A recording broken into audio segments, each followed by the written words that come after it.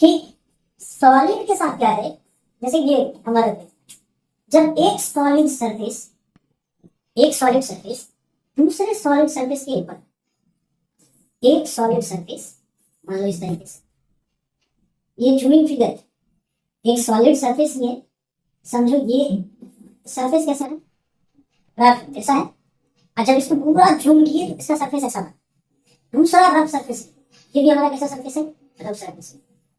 तो इस तरीके से जब एक दूसरे सैंपल करते हैं कुछ इस तरह का सेम, ठीक। अब जब इसमें मोशन करेगी, जब ये इधर मोशन में, हम इस सरफेस के अंदर इस सरफेस को मोशन में लेकर, ये ऑटोमेटिकली देखना, हम इसमें जितना मोशन डालेंगे, मतलब जो भी मान लो कि इसमें जो है एक्स स्पीड से ये मूव कर रहा है, एक्स मीटर पर सेकंड से मूव कर रहा है, नीचे वाला सरफेस इसकी वेलोसिटी को कम करेगा, नीचे वाला सरफेस इसकी वेलोसिटी को कम करेगा। तो इसके बीच में कौन सा ऐसा फैक्टर है जो इसकी वेलोसिटी को यानी स्पीड को कम कर रहा है, जिसको हम कहते हैं फ्रिक्शन। क्या बोलते हैं? फ्रिक्शन। क्या बोलते हैं? फ्रिक्शन। इसी को कहते हैं कौन सा फ्रिक्शन? Solid friction. कौन सा कहते हैं? Solid friction.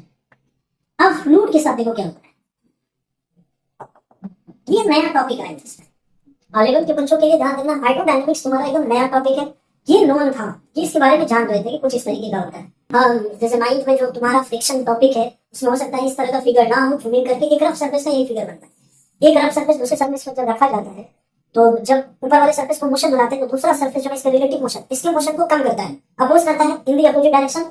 रीजन यही होता है, कुछ इस तरह का, यानी कि ओल्ड तुम्हारा जो है ना थॉट्स है, कुछ रिलेवेंट थॉट्स भी आए हैं, वो सब जब हम लोग इनसाइड चैप्टर जब डिटेल से पढ़ेंगे तो जानेंगे। अभी ध्यान में रखना इतना से।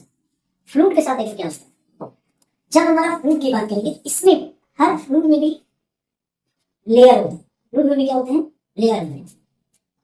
फ्लूइड का भी जैसे लिक्विड की बात करो, गैस की बात करो, तो लिक्विड में भी बहुत सारे लेयर होते हैं, एक के ऊपर एक लेयर लिक्विड का होता है। तो इसके लेयर के बीच में भी एक फ्रिक्शन लगता है। क्या लगता है? फ्रिक्शन लगता है।